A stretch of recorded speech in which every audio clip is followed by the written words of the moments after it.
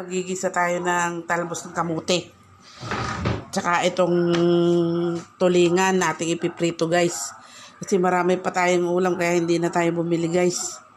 Ito na lang ating ipiprito tapos ilalok natin dito sa talbos ng kamote para maging gulay guys. Yan o.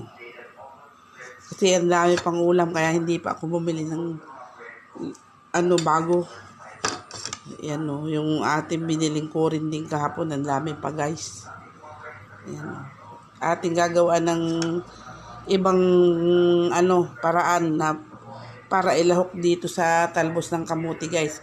Gigisa lang natin sa kaunting oyster to, saka kaunting toyo at magic guys. Atin muna ito piprito guys. Guys, pinito natin guys.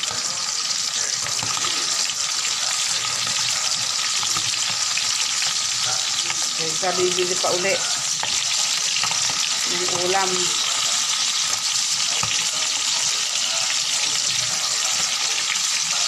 Ito na ang gagawa natin ng paraan.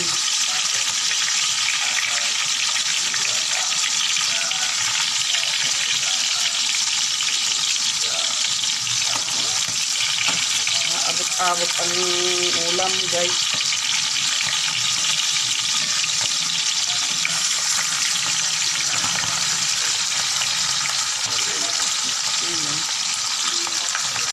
Gigisa lang tayo ng sibuyas.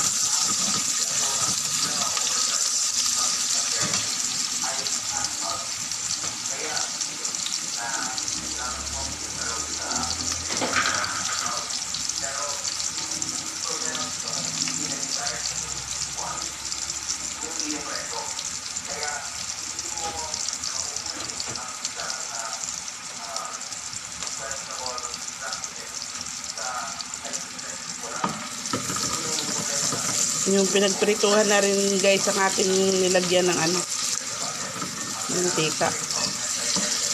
Malinis pa naman yung guys. Kaya ito, kahit hindi na natin lalagyan ng toyo guys, ito na lang oyster.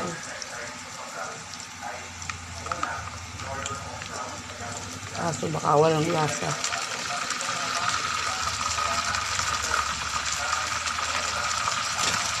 Ito na lang magic guys.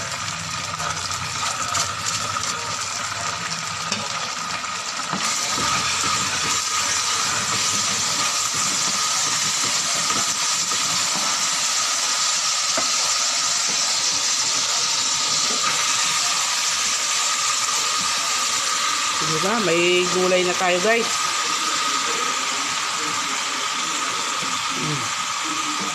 Ano pa yan?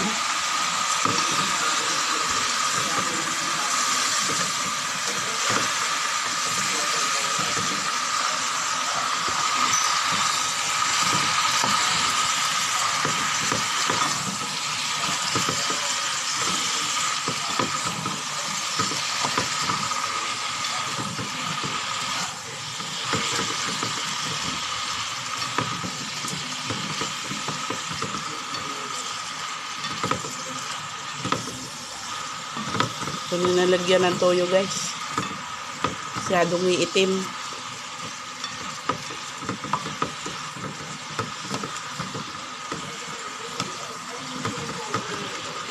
Ayos na yan guys. Lalagyan natin dun sa yan. Oh. Diba? Oh. Yan, may ulam na ulit tayo guys. Kain tayo guys. Yan ang ating niluto guys. Oh, yan.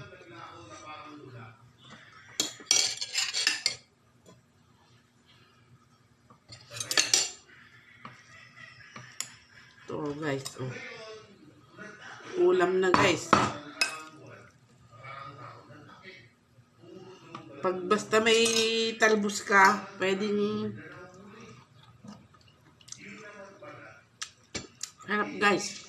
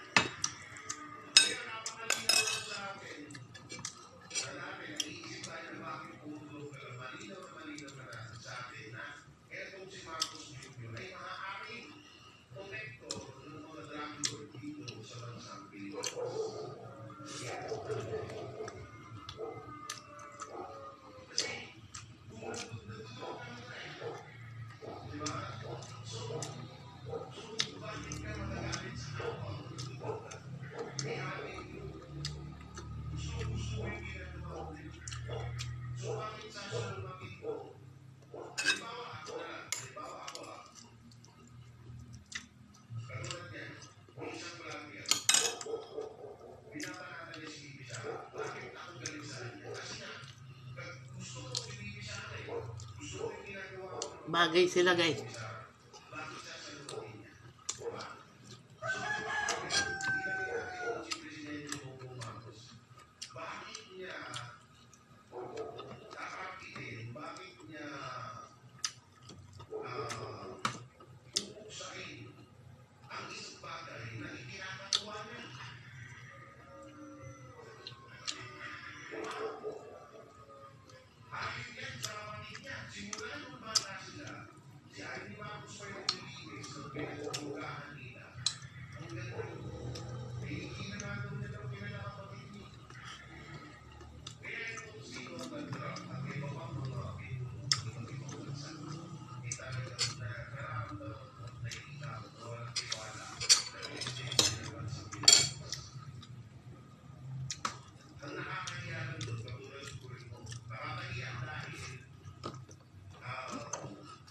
Guys, bye-bye.